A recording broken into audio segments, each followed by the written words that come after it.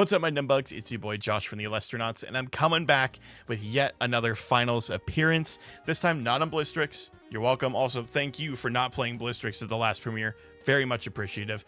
But I did play a deck that, just in case you all decided to do something a little goofy and play Blistrix, I was going to have a good matchup. So I decided to play Fire Artifact, or I know some of you have seen like the deck name in the Elestrals Play Network, and I called it Fake Heal. And we'll talk about why that's the case, because this is not your normal Fire Artifact deck. There's a good chunk of Solar also splashed in. I thought that this was a fantastic call for the event. I'm sorry it wasn't Bears. Bears will be coming soon, I promise. I just need a little bit of time to practice. Be patient, be patient. Now, I said that Fire Artifact was a really good call for this event, and I stand by that, especially with the amount of like big bunguses that are running around the format with like Majursa. We already saw Blistrix, like a Void. You need to have a good amount of removal that isn't necessarily just Earthquake and Laurels to deal with these big bodies. How we even saw Dracking in the finals. I thought that this would deal with the meta in a very good way that would also allow me to play a bunch of different cards in ways that other decks can't at the moment. So let's go ahead and get into the card by card. So starting off with, obviously, we have our Fire Nexus package. So we have 2 Volk, the 1 Hephaestus, and then the 2 artifacts that are going to get cast off of that. Now, I'm not playing 3 Volk because I'm on 1 Hephaestus. If I was on multiple Hephaestus, then maybe I would bump this up to 3. But because this card is searchable, you don't really need to play 3 copies because the other ones will most likely be dead. Torch and Necklace are 2 of the artifact runes that I think offer this deck the most power. You could also play like Poison Tunic if you really wanted to in a more artifact condensed version of the deck, just because it's generic and you're able to heal 2 by playing the Tunic while you have the Hephaestus up. But I've always found that Torch is more than enough, also making Volk a 6 attacker. That's all we need. And I said that this was searchable, which means we're also playing Smoltuga, also at 2 copies. This means that we have basically 4 copies of Volcaries in our deck, which I think is more than enough. And if we already have access to our Volk package, that then means that we can search our first bit of removal in the deck, being Kinleo, also only playing 2 copies, because you do need to see your Nexus banks to pair along with this. And also, it's more powerful after you've resolved the Volcaries half of the deck, because you are going to have multiple Nexus banks, whether it be the Hephaestus or the artifacts that you're searching off of your Hephaestus as well. We are playing other Nexus banks in this deck, and we'll talk about those in a second when we get to them. Actually, no, we're going to get to them right now. A while ago, and it's been a good bit. It might have been even in like Daybreak, I think, where I played Scrap for the first time. We put Scrap on the map, and it's led to decks like Photosynthesis being played and all that good stuff. The whole point of that deck was to set up Nexus banks in various forms for Equilinx and Kinleo, but you needed cards to kind of mix between the two. And Elichik was a perfect bridge before being able to search either Demeter or the Hephaestus, but obviously now we have our Hephaestus searcher. We also played another card in that deck that was very, very powerful, and that card is Cypromal. Now, ignore these. And 2 Golden Fleece. Now, why is Cypromal really powerful? Because I know a lot of people write this card off. A lot of people say that Cypromal is bad, and they're not entirely wrong, but it's specifically good in a deck like this. If you aren't familiar with what Cypromal does, when you cast the Cypromal, you can search your deck for a Golden Fleece and then cast it empowering this Cypromal. So it always has to go onto the Cypromal. You can't equip it to anything else. But you can also use spirits from your spirit deck or Underworld to cast the Golden Fleece. Now you can do a bunch of different things with that. Let's talk about Golden Fleece. If it's properly enchanted, the Elestral gets +2 defense, so that makes Cypromal a 4/3. And also, if the empowered Elestral be destroyed by a battle or an opponent's card effect, you can destroy the Fleece instead. So what does that do? Does a bunch of things. For one, it does mean that Cypromal represents 2 bodies on field in a way, because they have to out this twice, or they have to bounce it back to hand with like shield or something like that. This card is very annoying to deal with, and they have to out it multiple times. Cypromal doesn't say you have to enchant the Golden Fleece properly. You can do a combination of a bunch of different things, which pair really well with the other cards we're going to talk about in a second. But you could go Cypromal for a properly enchanted fleece. You can go Cypromal for a fire enchanted fleece, which then means that your Kinleo has another Nexus bank on the following turn to swing for crazy amounts of damage. Or if you already have a Kinleo set up, you can put 2 more spirits worth of damage onto the field in one fail swoop, pushing out crazy amounts of spirit damage in like the 7s, the 8s, and the 9s in basically 1 turn's worth in 1 normal cast. The other thing you can do is enchant the fleece with water or thunder to be able to pair along with some other cards we'll talk about in a second and why it's super good to do water thunder. This card allows a lot of skill expression to set up your plays in a bunch of different creative ways that you can outmaneuver your opponent in ways that they may not exactly be expecting. It's why I'm a huge fan of the card. I've only played this card twice and they've been in decks exactly like this. So huge fan. Wouldn't cut it for anything else. I lied. I wouldn't cut it for anything else. But I've had some people suggest to me that Cypromal's not the way. Cypromal's bad. I gave them the benefit of the doubt. Like, you know what? Let me try the alternative that you suggested. And it was 3 Plucky and 2 Liar in the place of the Fleece and the Cypromal. And I understand why people have said that. There's a lot of merit to playing the Plucky package. I took this package to a sheet tournament literally the day of recording this, went undefeated with the Plucky package. It feels worse, and for good reason. It doesn't allow the same amount of versatility that the Fleece does, and it also doesn't guarantee that you're going to have an Elestral on your field to do Helialith plays. We'll get to the Helialith package in a second. At least with Cypromal, if they do out the Fleece, if this is properly enchanted, you can just hard ascend the Cypromal into a Helialith on the crackback. Plucky doesn't guarantee that, and although it represents a 5 body, that doesn't end up mattering that much as it does keeping the destruction protection with the Cypromal. Liar, obviously a better Argo target, and a cheaper Argo target. You're never really going to do the Fleece Argo stuff. I did find that Liar was able to get me out of some really awkward situations, but I think I could have played out of those scenarios regardless of the existence of Liar in my deck.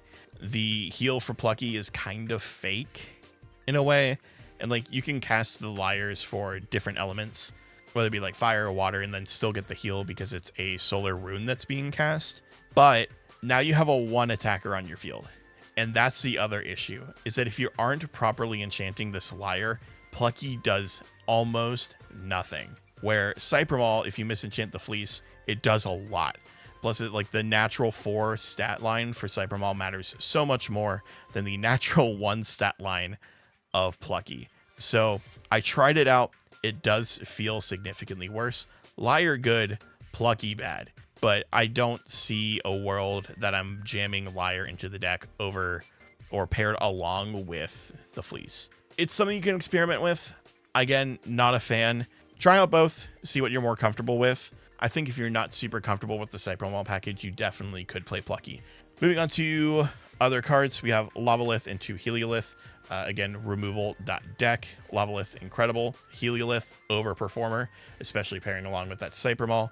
This also pairs well with your Volcaries packages in Hephaestus, meaning that at any point over the course of a game, even if you don't Hephaestus turn 1, you're able to Hephaestus search for an artifact, cast it, and then immediately out something with a Helialith. Big fan of this card. I might even consider bumping this up to 3 just because of how good this card is. I think it's also worth noting that this is a 5/5 stat line, which with Champion Whale running around literally everywhere, Champion Whale beats Lavalith. It crashes with Helialith. I think there's a lot of merit with Helialith playing well into a whale, but also playing well with a whale. Big fan of Galaxy. Obviously, I think that every single deck should be playing 3 Champ Whale. in their arsenal at the moment. This card's just too good not to play. If you don't have the space for it, find it. This is also a really interesting card to pair along with like Argo, especially because it goes back down to that 2 stat line. People are a lot more comfortable swinging into this card. So then you go Necklace equipped to the Whale, all of a sudden you have a 7/5 after you cracked their board the first time. You can make your opponent get into these really cozy situations, and then they just walk into a brick wall. Everybody should be playing 3 copies of this in their deck for the foreseeable future. For our other beater, we'll come back to that in a second. We're playing 3 Vis, so 2 of the OG1 because it's at 2, and then 1 of the Firestorm Vis. Still not huge fans of this card. This package did come up in the Sheet tournament that I won, where Vis just kind of soloed, and you will have some game states where Vis does that. I don't necessarily think that this is absolutely required. Obviously, Vis is super powerful. Like, we're not going to deny that this is a good card. I just don't know if it's particularly strong in this one. The only argument for Vis staying, I think, is that it does pair well with a card like Altar of Stars, which we're playing. Spoiler alert, we'll talk about that in a second. But Vis is super strong, always demands an answer. And then, obviously, we got our more consistency tools. 3 Rabbit, kind of have to play it in a deck like this. Consistency is key. Moving on to some more of the runes, we have 2 Ambrosia. I'm not playing 3. Initially, one of the versions of the deck that I was playing did not play Ambrosia at all. The only reason that I'm playing Ambrosia is to kill my Necklace of Harmonia, and that is all. I needed a card to kill the Necklace, and Ambro was the best card to do that. You could easily play this deck with no Ambro and play 2 more good cards or counter runes and be perfectly fine. Let's move on to the counter rune suite. Now, the whole reason that I wanted to play this deck was for 2 reasons, and that is because I wanted to play Argo, and I really wanted to play Altar. This is an Altar deck of all time. I've kind of alluded to a lot of different plays that you can do with Altar over the course of the video, mainly with things like Cypromal. And we're also playing a ton of cards that have trigger effects whenever you Nexus to them or re-trigger them, like Rabbit or Whale. So Altar being able to pair with any of, actually even this, is extremely important and very powerful. So Cypromal being able to put Water or Thunder on the Fleece, recycling spirits, means that you're able to re-trigger Whale on your opponent's turn with the Altar or get multiple Rabbit searches even if you've run out of Thunder spirits. That's where I kind of get like the whole this is fake heal from, is because you are trying to enchant as many spirits from your underworld to your board as possible and use those to fill all of your counter rune requirements. Cypromal, Volcaries, they both act as pseudo healers, almost kind of like a divine healing in a way. But divine healing is not good, but these cards are great. There were plenty of game states where I would be down to like 10 spirits, but 0 of them are in my underworld. They are all on my field because they've all been re-enchanted via Cypromal or via Volcaries. It's why this deck desperately wants Altar. Hell, this deck could even play 3. And even Cypromal is a 1-card Altar bank on its own, meaning that like your Altar's free, basically. You go Cypromal, cast the Fleece, Altar, pay 1 off Fleece, Nexus the other 1 off the Fleece onto the Cypromal. Boom, it was free. Like, you didn't have to do anything. Altar, I think, is in a very, very, very strong position in the format. Just no deck can play it. Or if they are able to play it, it's not super consistent as to how much you're actually going to be able to resolve your Altar of Stars. It's not like every deck is playing Elichic anymore and playing 5 to 6 copies of a Nexus bank. I would heavily consider decks in the upcoming formats. I know we don't have a premiere for like all of July, besides Atlanta, of course. But even if you are going to Atlanta, I would highly consider playing an Altar strategy. This card is way too good to not consider at the moment. So I think that this is potentially a build around at the moment that you definitely need to try and consider. Then on for the rest of the counter runes, this is just a typical suite. It's 3 Gorgons, 2 Tsunami, 2 Shield. No PTA in the main. I don't think that card's particularly good in the main deck at the moment because it doesn't really hit a ton of stuff. Because we're on Argo, we're only on 2 shield. Shield is extremely powerful. We're siding the third copy as well as the third copy of Tsunami for matchups if those are particularly favorable. 3 Gorgons, obviously mandatory. Got to stop those Werepups somehow. So let's talk about that Spirit deck. This has undergone a little bit of change since the premiere. So we'll talk about what those changes are here in a second. We're on 3 Earth for our Visceruses and our side package. We're on 2 Zaptor for the bunnies. It's also why it's nice to re-trigger your rabbit using the Thunder Spirits that are in your underworld with the Cypromal altar plays. We're on 5 Solar. I think it's also important to note that 2 Solar is always what you're going to expend first most of the time, unless you have Helialith in your opener, because you're trying to be able to set up a properly enchanted Golden Fleece. So even if you mulligan, these are the first 2 to go almost every single time. This is the change from the premiere. In the premiere, I played 5 water and 5 fire. Now I am on 4 and 6. The main reason I changed this is because during the premiere, there were a couple times that I needed to cast a Lavalith, but didn't have the surplus of fire spirits to be able to do so. 5 water was also really on the heavy side between the Galaxies and the Smoltugas. I was figuring I was going to be re-enchanting Galaxy a lot more than I actually did, besides that one match on feature where I re-enchanted it like 3 times. I did want the extra fire, so we did add it in, and it did matter. So I would definitely go with a 6-4-5-2-3 lineup for the Spirit deck moving forward. But if you really want those waters, you can play those waters. A couple things you may have noticed from the main deck is I'm not on Earthquake. It is in the side. For a deck that I said that I wanted a ton of removal for, why am I not maining Earthquake? I didn't need it. It's also really hard to fit in the main deck and the Spirit deck for. So I thought that I would side in Rune, Elestral removal for the matchups that I really needed them. Card came in pretty consistently going second, and then staying for game 3 if it got to that point. Also playing Resting. Card did not do much. I think that this card is really bad at the moment. Maybe not worth building around.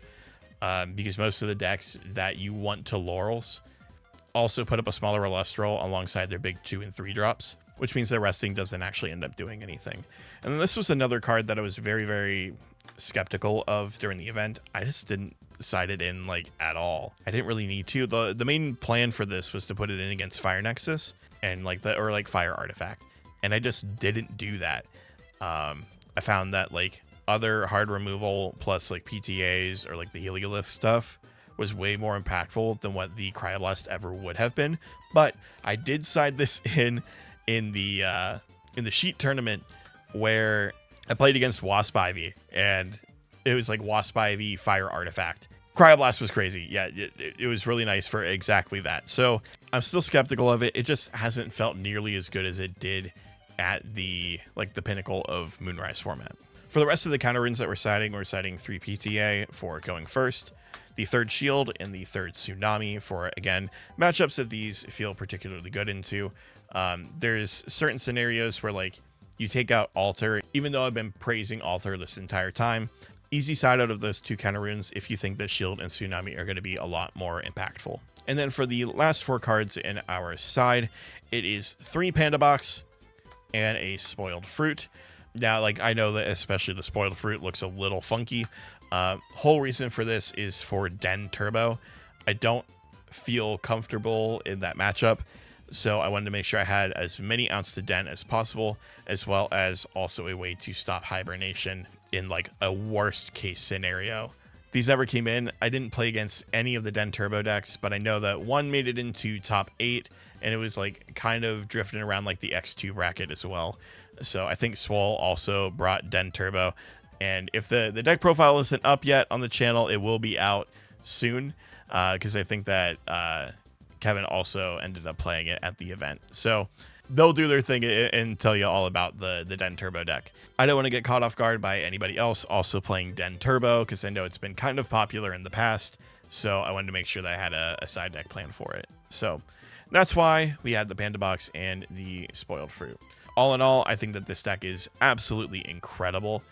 It feels really good. I have only dropped a single match with this deck over 2 weeks. I think. And I know as weird as it looks and as normal as it looks, and like, why the hell is there Cypromal in the deck? Like, it all works very well together.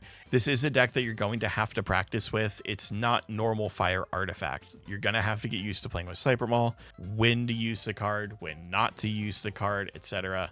It also gives you a lot of practice on when to and when not to use counter runes to protect certain castles and whatnot. I think the only other thing I did not mention is that the 3 cards that I would always particularly side out for games 2 and 3 is one of the Fleeces, one of the Cypromals, and then the brand new Vis from Firestorm. Those 3 cards would come out for any of the removal or extra counter runes that you would need. That would be the one thing that it'd do. And it doesn't matter if you're playing the Cypromal package or the Plucky package, you would side out a Plucky and a Liar in place of the Cypromal and the Fleece. Appreciate you sticking around for the long, in-depth profile. Hope you learned a lot, and I will catch you in the next one. Hopefully we do really well in Atlanta, so be cheering me on and the rest of the knots that are also going to be there. Hopefully I'll see you all also in Atlanta, and until then, I'll see you in the next video. Peace.